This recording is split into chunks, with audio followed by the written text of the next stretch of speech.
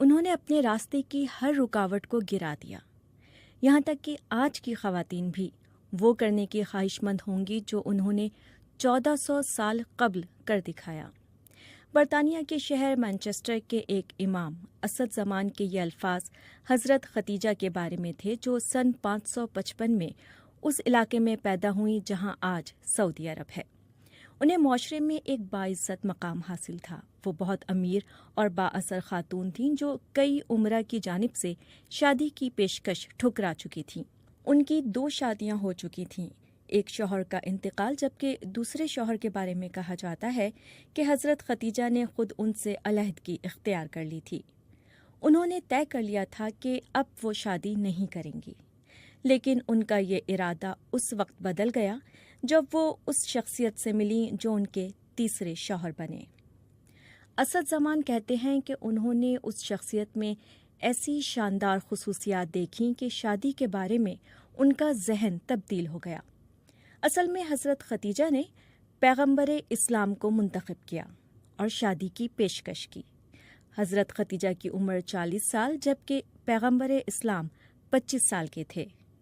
یہ صرف ان دونوں کے رشتے کی کہانی نہیں ہے، بلکہ یہیں سے ایک ایسے مذہب نے جنم لیا جس کے پیروکار آج اپنی تعداد کے لحاظ سے دنیا میں دوسرے نمبر پر ہیں۔ حضرت ختیجہ نے پیغمبر اسلام سے اس وقت شادی کی جب انہوں نے اپنی نبوت کا اعلان نہیں کیا تھا۔ نیو یارک یونیورسٹی میں قدیم مشرق وسطیٰ کی تاریخ کے پروفیسر رابرٹ ہولینڈ کہتے ہیں کہ حضرت ختیجہ کی شخصیت کی تفصیلی تصویر پیش کرنا مشکل ہے۔ اس کی ایک وجہ تو یہ ہے کہ ان کے بارے میں جو کچھ بھی لکھا گیا وہ ان کے انتقال کے کافی سال بعد لکھا گیا۔ پروفیسر رابرٹ ہولینڈ نے BBC سے بات کرتے ہوئے کہا کہ زیادہ تر تاریخی ذرائع کے مطابق وہ آزادانہ فیصلے کرنے اور بہت مضبوط ارادوں والی خاتون تھیں۔ مثال کے طور پر انہوں نے اپنے کزن کے ساتھ شادی سے انکار کر دیا تھا، جبکہ ان کا خاندان روایتی طور پر اس رشتے کی حمایت کرتا، لیکن وہ اپنے شوہر کا انتخاب خود کرنا چاہتی تھیں۔ حضرت ختیجہ ایک ایسے کامیاب تاجر کی بیٹی تھیں جس نے اپنے خاندانی کاروبار کو ایک وسیع کاروباری سلطنت میں تبدیل کر دیا تھا۔ والد کی جنگ میں ہلاکت کے بعد حضرت ختیجہ نے کاروبار سنبھال لیا۔ BBC کی ایک دستاویزی فلم میں مورخ بیٹنی ہیوز کا کہنا تھا کہ انہیں خود اپنے طور پر دنیا میں آگے بڑھنا آتا تھا۔ ان کے بقول حقیقت میں ان کی کاروباری ذہانت نے ہی انہیں اس راستے پر ڈالا جس نے آگے چل کر دنیا کی تاریخ بدل دی۔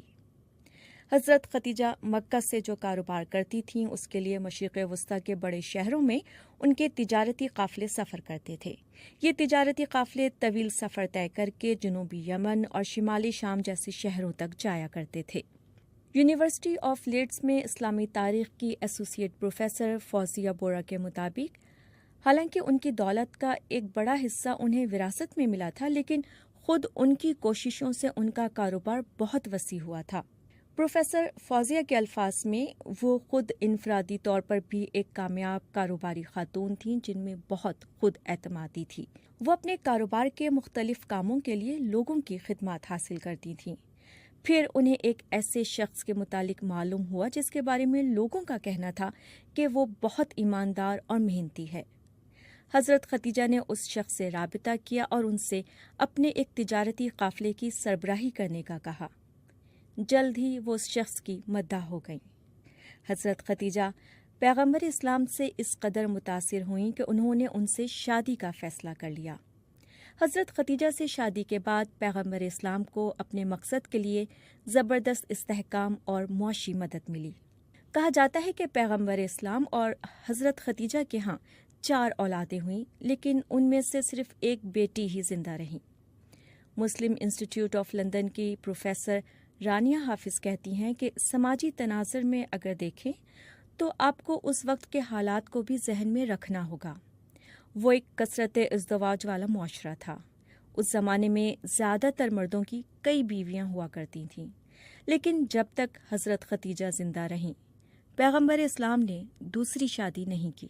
حضرت ختیجہ کی طرح پیغمبر اسلام بھی قریش قبیلے میں پیدا ہوئے اور پروان چڑھے تھے۔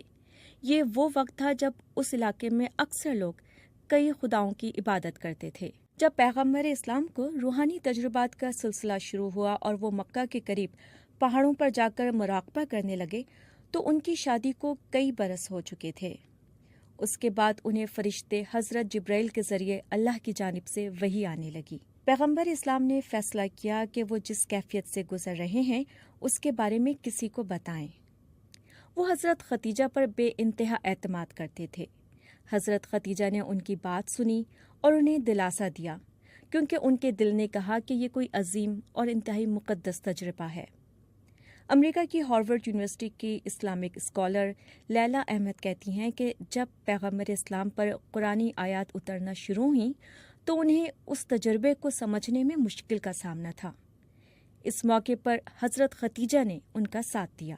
کئی مورخین کی نظر میں پیغمبر اسلام پر اترنے والی آیات کو سب سے پہلے حضرت خدیجہ نے سنا تھا، اس لیے وہ تاریخ کی پہلی مسلمان خاتون بن گئیں اور اسلام قبول کرنے والی پہلی شخصیت بھی۔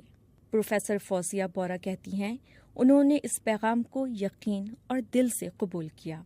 مورخ بیٹنی ہیوز کا کہنا ہے کہ میرے خیال میں حضرت خدیجہ کی حمایت سے پیغمبر اسلام کو اپنا پیغام عام کرنے اور اپنی قبیلے کی اشرافیہ کی مخالفت کا مقابلہ کرنے میں بہت مدد ملی۔ پروفیسر فوزیہ بورا کے مطابق جب پیغمبر اسلام نے تبلیغ شروع کی تو مکہ کے معاشرے میں ان کی بہت مخالفت ہوئی، کیونکہ مختلف خداؤں کی عبادت کرنے والے معاشرے میں وہ ایک خدا کو ماننے کا پیغام دے رہے تھے۔ اس موقع پر حضرت خدیجہ نے وہ حمایت اور تحفظ فراہم کیا جس کی پیغمبر اسلام کو اشد ضرورت تھی۔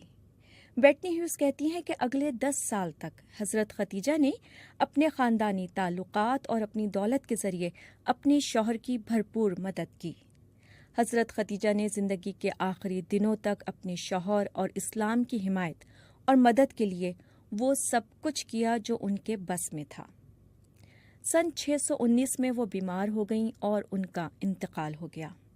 اس وقت پیغمبر اسلام اور ان کی رفاقت کو 25 سال ہو چکے تھے اور حضرت خدیجہ کا بچھڑنا ان کے لیے ایک بڑا صدمہ تھا۔